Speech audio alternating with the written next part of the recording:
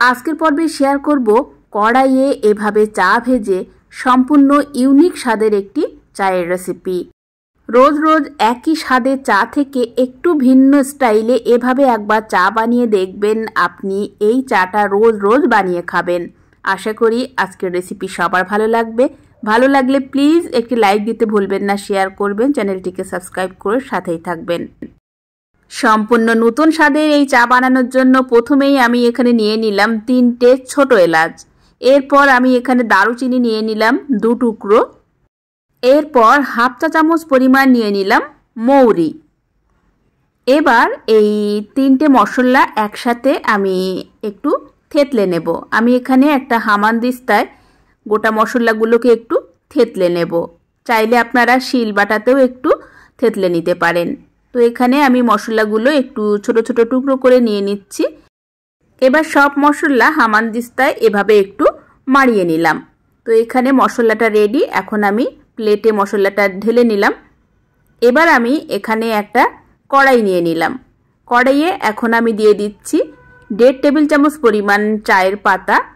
আপনারা যে পরিমাণে চা বানাবেন সেই পরিমাণ অনুযায়ী চায়ের পাতাটা দিয়ে দেবেন। চাটা দিয়ে এখন 30-40 সেকেন্ডের মতো চাটাকে আমি একটু ভেজে নিলাম। এবার আমি এখানে দিয়ে দিচ্ছি 1 টেবিল চামচ পরিমাণ চিনি। চিনিটা আপনারা আপনাদের টেস্ট অনুযায়ী দিয়ে দেবেন। আর যেহেতু আমি এখানে 2 কাপ চা বানাবো, সেই হিসাবে আমি চা চিনির পরিমাণটা দিয়ে দিলাম। তো এখানে চা চিনি ভালো করে ভেজে নিলাম মোটামুটি 1 মিনিটের মতো। এবার দিয়ে দিচ্ছি আগে থেকে যে থেতলে নিয়েছিলাম মশলা, সেই মশলাটা দিয়ে দিলাম।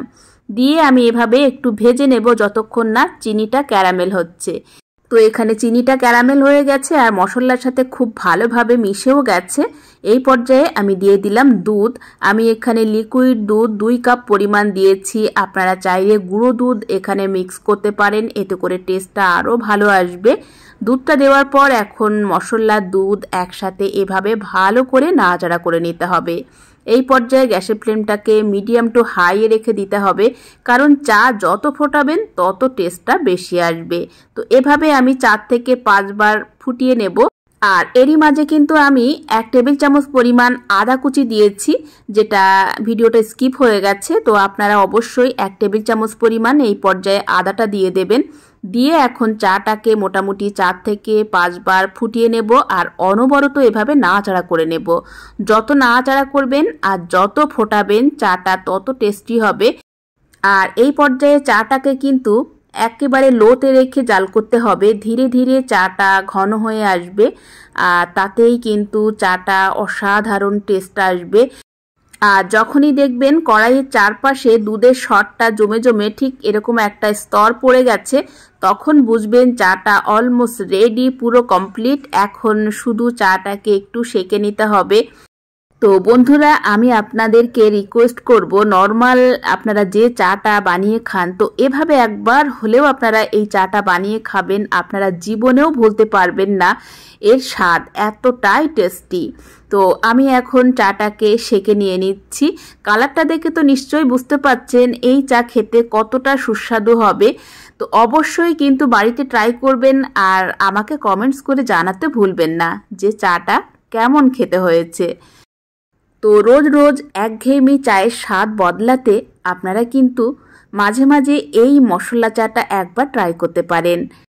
বাড়িতে অতিথি এলেও কিন্তু আপনারা এই চাটা বানিয়ে একেবারে চমকে দিতে পারেন।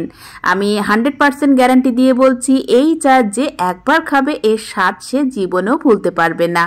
আশা করি রেসিপি সবার ভালো লেগেছে। ভালো লাগলে প্লিজ একটি লাইক দিতে ভুলবেন না, শেয়ার করবেন, চ্যানেলটিকে সাবস্ক্রাইব করে সাথেই থাকবেন।